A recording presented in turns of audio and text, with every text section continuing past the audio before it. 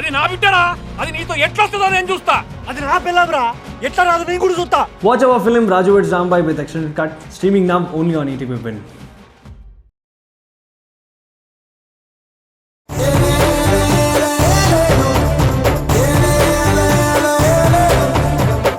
ఇప్పుడు చెప్పు, ఏంటి విషయం? అబ్రప్ట్గా ఏంటి విషయం అంటే ఏం చెప్పను? ఉదయం ఆఫీస్కి వచ్చిన దగ్గర నుంచి లంచ్ టైం వరకు ఏదో ఒక టెన్షన్తో డిస్టర్బ్ మూడ్లోనే ఉన్నావు. లంచ్ కూడా వద్దనేసావు. దేని గురించి డిస్టర్బ్ అయ్యావు? అదేం లేదులేండి, ఏదో చిన్న వర్క్ టెన్షన్. అది వర్క్ టెన్షన్ కాదని నాకు తెలుసు. భోజనం మానేసి టెన్షన్ పడుతూ కూర్చునే క్యారెక్టర్ కాదు నువ్వు. ఒకవైపు ప్రపంచం మునిగిపోతున్నా మరొక వైపు కూర్చుని భోంచేసే మనిషివి నువ్వు. అలాంటిది భోంచేయడానికి కూడా రాకుండా సీరియస్గా ఆలోచిస్తున్నావంటే ఏదో సీరియస్ ప్రాబ్లమే అయ్యుంటుంది. లంచ్ టైంలో డిస్టర్బ్ చేయడం ఎందుకని అప్పుడు అడగలేదు. ఇప్పుడైనా ప్రాబ్లం ఏంటో చెప్తావా? అదేం కాదండి. సర్లే, నీకు చెప్పడం ఇష్టం లేనప్పుడు నాకు బలవంత పెట్టడం కూడా ఇష్టం ఉండదు. అయ్యో, అలా ఏం కాదు. కొన్ని విషయాలు బయటికి చెప్పడానికి ఇష్టపడకపోవచ్చు. అలాంటిదైతే అస్సలు చెప్పొద్దు. కానీ ఒక్కటి, ప్రాబ్లంని ఎప్పుడు నీ మెదడు వరకే పరిమితం చెయ్యి. మనసు దాకా తీసుకోకు. ఉదయాన్నే నాతో ఫోన్లో మాట్లాడినప్పుడు బాగానే మాట్లాడావు. హాఫ్ అన్ అవర్ లేటుగా వస్తానని చెప్పి వెళ్ళావు. ఎక్కడికి ఏంటి అని నేను అడగలేదు. వచ్చిన తర్వాత నువ్వు చెప్పలేదు. ఎక్కడికి వెళ్ళావు? మా అక్క వాళ్ళ ఇంటికి వెళ్ళాను.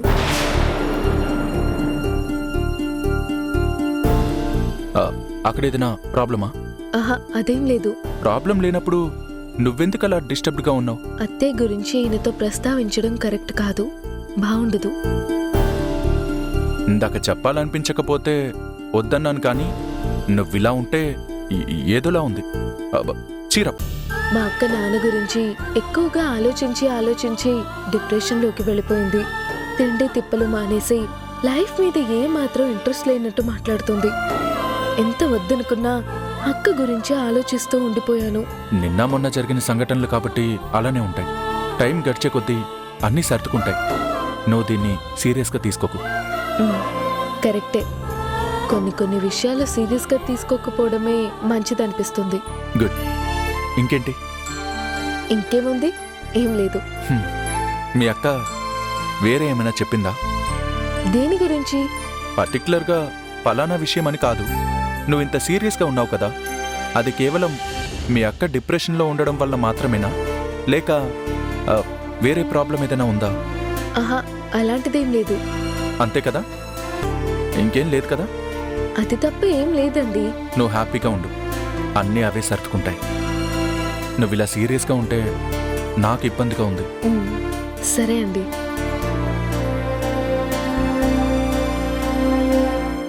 సంతోషాలే నిండే బంధం మల్లుకుందే, ఎప్పుడంట ముడి పడినది నేనా. ఏంటి అలా చూస్తున్నావు? ఏం లేదు, మామూలుగా నేను సాంగ్స్ పెడితే మీరు ఆఫ్ చేసేస్తారు. అలాంటిది ఈరోజు మీరే సాంగ్స్ పెడుతున్నారు. మనిషి మూడ్ని బట్టి ఒక్కొక్కసారి ఒక్కోలా ఉంటారు కదా. నాకిప్పుడు ఇలాగ ఉండాలనిపిస్తుంది.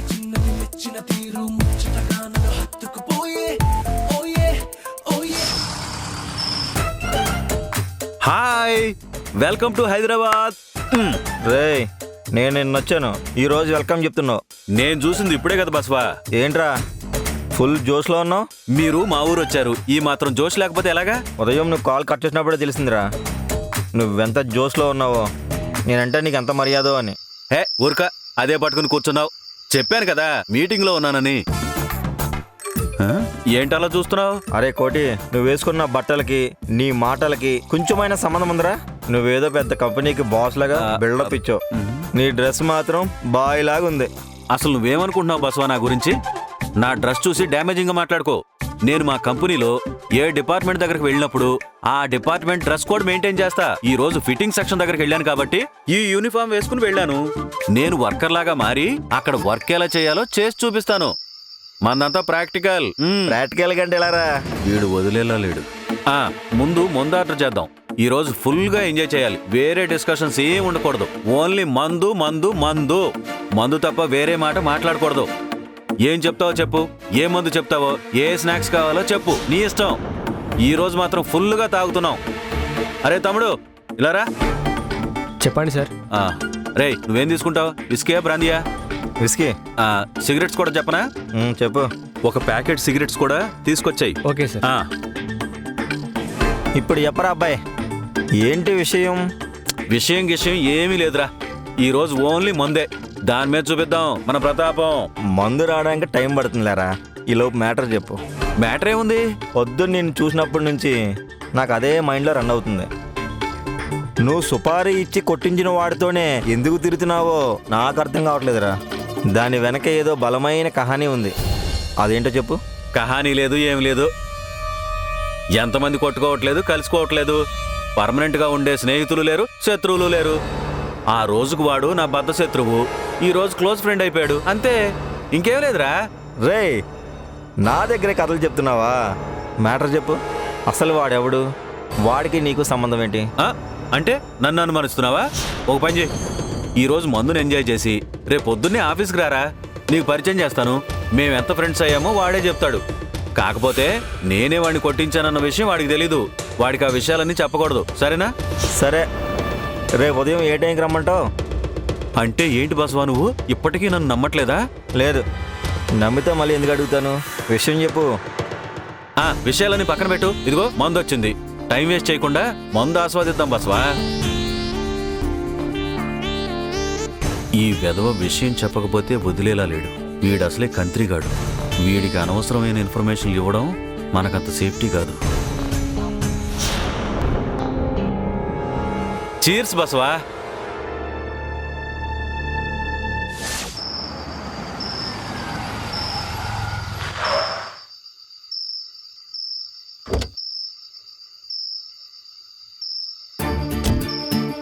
రండి. లేదు, నేను బయలుదేరుతాను. అదేంటండి, ఇంటి వరకు వచ్చి లోపలికి రాకపోతే ఎలా అండి? ఒక 5 minutes ఉండి కాఫీ తాగి వెళ్ళండి. లేదు, నాకు ఒక ఇంపార్టెంట్ వర్క్ ఉంది, వెళ్ళాలి. రేపొచ్చి కలుస్తాను. సరే అయితే, బాయ్. బాయ్.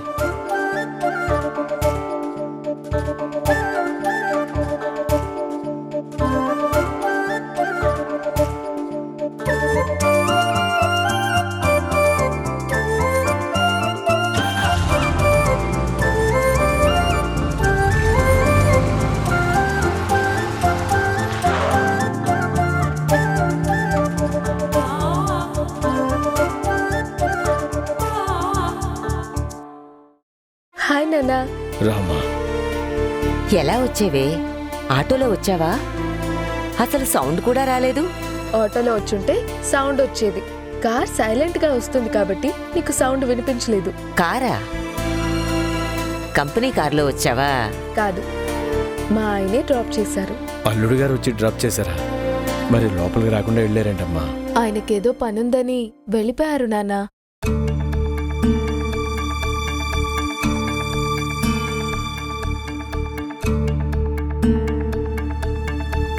మధు, మంచినీళ్ళు తీసుకో. ఏ అమ్మా, మంచినీళ్ళు కావాలని నేను అడిగానా?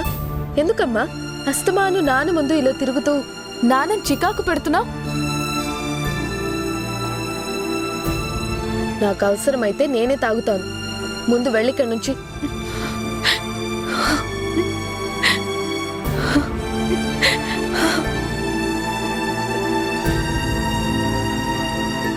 ఏం చేస్తున్నావమ్మా? ఏమైందే నీకు? పొద్దున కూడా ఇలాగే ప్రవర్తించావు, ఇప్పుడు మళ్ళీ ఇలాగే చేస్తున్నావు. అసలు మీ అమ్మ ఏం తప్పు చేసిందనే దాన్ని ఎలా సాధిస్తున్నావు? లేకపోతే ఏంటి అలివేని ఊరికి చిరాకు పెడుతుంది? మధు, నువ్వు చేస్తుంది తప్పు. ఎందుకు ఇలా మాట్లాడుతున్నావు? నేనేం చేశానా? అమ్మ ఏదో ఒకటి చేస్తూ చిరాకు తెప్పిస్తుంది. ఇప్పుడు మంచినీళ్ళు కావాలని నేను అడిగానా? లేదు కదా. అయినా ఎందుకు తీసుకురావాలి?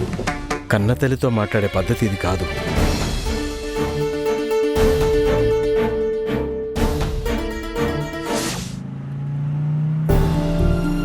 అరే, మధు ఫోన్ కార్లోనే మర్చిపోయిందే.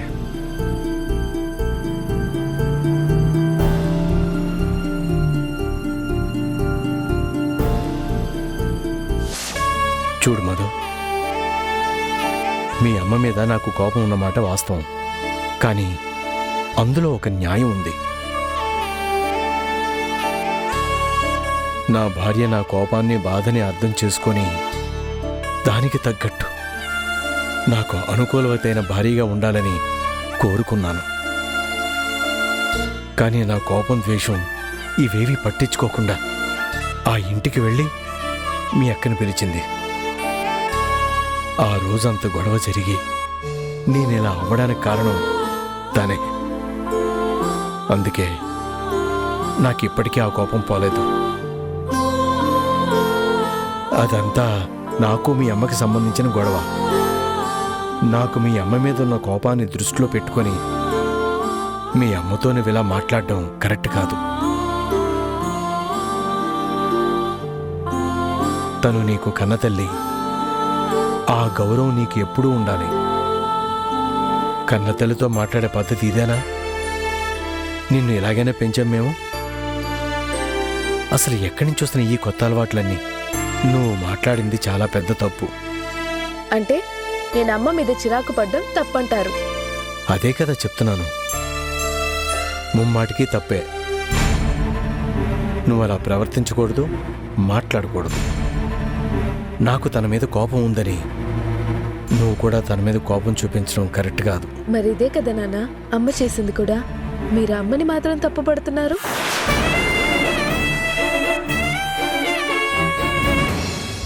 అక్క మీద కోపంతో మీరు తన్ని ద్వేషిస్తున్నారు. తన ప్రస్తావన తీసుకొచ్చినప్పుడల్లా మీరు విరుచుకుపడుతున్నారు.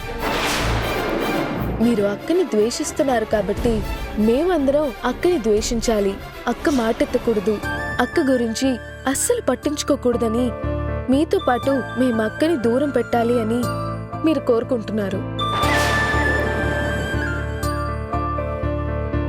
మీరు కోప్పడుతున్నారు కాబట్టి మేము అక్క మీద కోపం చూపించాలి. మీరు కోరుకున్నట్టే కదా నేను నడుచుకుంటున్నాను. మీరు ద్వేషించే మనిషిని నేను ద్వేషిస్తున్నాను.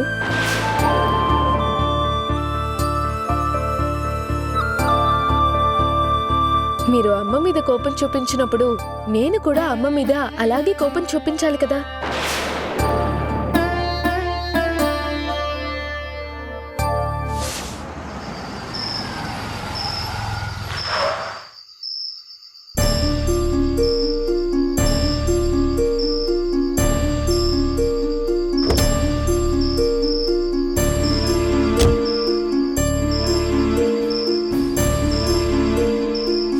అందుకే నేను అమ్మ మీద చిరాకు పడుతున్నాను.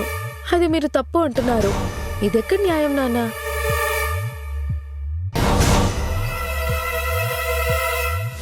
అమ్మకో న్యాయం, అక్కకో న్యాయమా?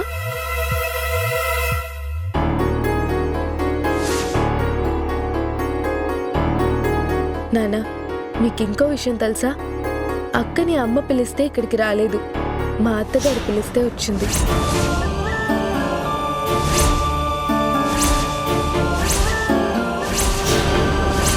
అత్తయ్య గారు పిలిచారా? అవునానా, అక్కని ఇక్కడికి తీసుకురావాలని నేను అమ్మ ఎంత ప్రయత్నించినా తను రాలేదు. అక్క వస్తుందని నేను ఊహించలేదు. మా అత్తగారు చెప్పడం వల్లే అక్క వచ్చింది. మేము ఇక్కడికి వచ్చిన తర్వాత మా అత్తగారు మా మరిది సుధీర్ని అక్క వాళ్ళ ఇంటికి పంపించి అక్కతో ఫోన్లో మాట్లాడారు.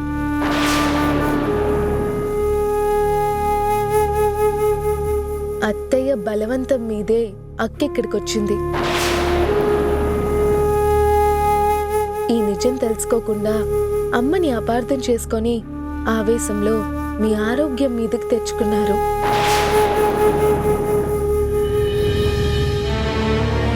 ఏమిటే ఇది? మీ అత్తగారు చేసింది నాకైతే నచ్చలేదు. ఆ రోజు మీ నాన్న ఆవేశంలో మీ అమ్మ మీద అంతగా విరుచుకుపడుతున్నా ఆవిడెందుకు చూస్తూ ఉండిపోయింది?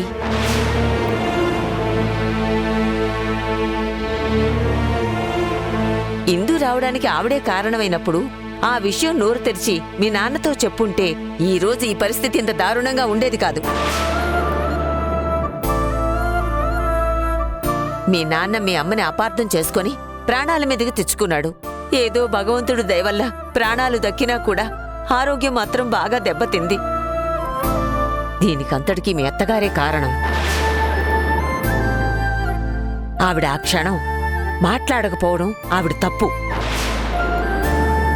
మీ నాన్న అంతగా ఆవేశపడుతున్నప్పుడు మీ అత్తగారు వారించి నిజం చెప్పుంటే మీ నాన్న ఆరోగ్యం దెబ్బతినేదే కాదు, అందరూ ఇలా బాధపడేవాళ్లమే కాదు.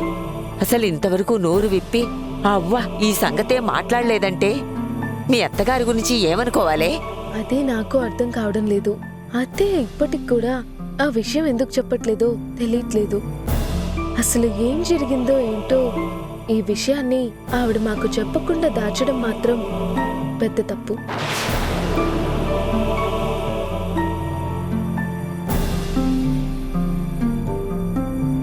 అంకుల్,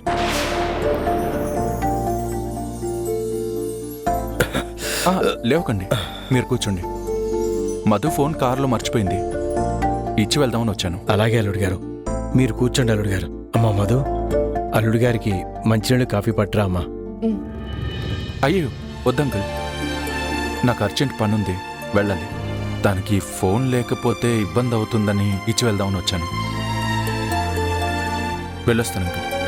మంచిది బాబు. చెప్పు బసవా, అసలు నువ్వేంటి హైదరాబాద్కి వచ్చావు? ఇక్కడేం పని సడన్ గా? ముందే ఫోన్ చేసి ఒక మాట చెప్పుంటే అరేంజ్మెంట్స్ అని చేసుండేవాడిని కదా. ఏం అరేంజ్మెంట్ చేస్తుంటావు? ఏం చేసుంటానో అప్పుడు తెలిసేది నీకు. ఎలాంటి ఇన్ఫర్మేషన్ లేకుండా ఉరుములేని పిడుగులాగా వచ్చి పడ్డావు. ఓ సెటిల్మెంట్ ఉంటే వచ్చేలే. వచ్చిన పని అయిపోయిందా మరి? మళ్ళీ ఎప్పుడు బయలుదేరుతున్నావు బెంగళూరుకి? ఇంకో వారం 10 రోజులు పట్టేలా ఉంది.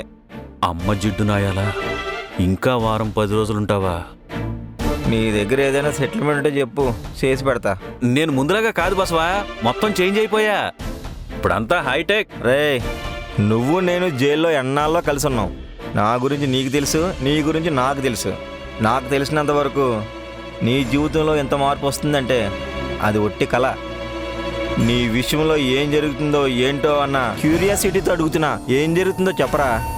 చెప్పడం ఇబ్బంది అయితే వద్దులే, రేపు పొద్దున్నే ఆఫీస్కి వచ్చి వాడిని అడిగి తెలుసుకుంటా. అన్నా, నీ కాళ్ళు పట్టుకుంటానన్నా, ఆ పని మాత్రం చేయకు. ఏంట్రా బసవా దగ్గర నుంచి అన్న దగ్గరకు వచ్చావు? కాలు మీద కాలు వేసుకుని కూర్చొని స్థాయి నుంచి కాళ్ళ బేరంకి వచ్చావు. What happen? చెప్తా అన్నా, విని మర్చిపో, మనసులో పెట్టుకోకు. మరి చెప్పు. వాడెవడో కాదన్నా, నా మేనల్లుడు. ఓరి నీ అబ్బా, మేనమామ అంటే ఎవరైనా తండ్రిలో చూసుకుంటారా? నువ్వేంట్రా మరీ కసాయి వాళ్ళ ఉన్నావు? మేనల్ని పట్టుకొని ఎవరైనా సుపారీ ఇచ్చి కాలు చెవిరగొట్టమంటారా? ఆ రోజు పరిస్థితి అలాంటిదన్నా. ఏంట్రా పరిస్థితి? ఆ రోజు వాడితో పాటు ఒక అమ్మాయి ఉందా, ఆ అమ్మాయి వాడి భార్య. ఆ అమ్మాయి మామూలు మిడిల్ క్లాస్ పిల్ల. ఆ పిల్లను పెళ్లి చేసుకోవడం మాకిష్టం లేదు. వాళ్ళిద్దరూ కలిసి ఉండకూడదు, ఎలాగైనా విడదీయాలనే ఉద్దేశంతో అక్కడ గొడవ ప్లాన్ చేశాను. గొడవ చేస్తే వాళ్ళని దిగిడిపోతారా? అన్నా, ఆ రోజు వాళ్ళకి అక్కడ శోభనం ఏర్పాటు చేశారు. అది జరిగిపోతే వాళ్ళు కలిసిపోతారని, అది జరగకుండా అడ్డుపడాలని వాడు కాలు చెయ్యి విరిచేయాలని ప్లాన్ చేశా. ఇంతకన్నా ఏం చెప్పలేను. ఓ అదా సంగతి. ఇంతకు ముందు బయట క్రిమినల్ పనులు చేసేవాడివి, ఇప్పుడు ఫ్యామిలీలోనే క్రైమ్ స్టోరీలు నడిపిస్తున్నావా? ఇవన్నీ ఫ్యామిలీ అఫైర్స్ అన్నా, మీరు ఇవన్నీ పట్టించుకోవద్దు. మొంతాగు తాగు, తీసుకో, నువ్వు కూడా తీసుకో. తాగండి. భలే దొరికాడు నా చేతికి. మేనల్లుడినే కొట్టించాలని ప్లాన్ చేశాడు. ఆ విషయం వాడికి తెలియకుండా వాడి దగ్గరే పనిచేస్తున్నాడు. ఇప్పుడు ఈ విషయాన్ని అడ్డు పెట్టుకొని ఎంతో కొంత మనం లాభం పొందొచ్చు.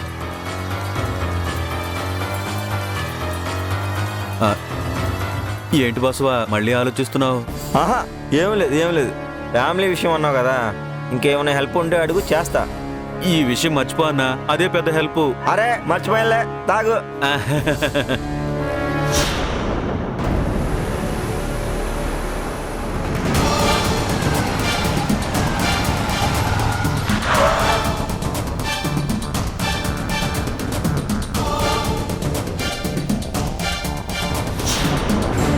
నాన్న ఇవ్వు మంచినీళ్ళు.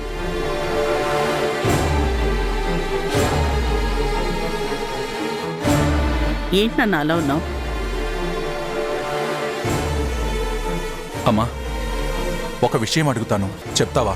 దేని గురించి నాన్న? 16 రోజుల పండగ జరిగినప్పుడు ఏం జరిగిందమ్మా?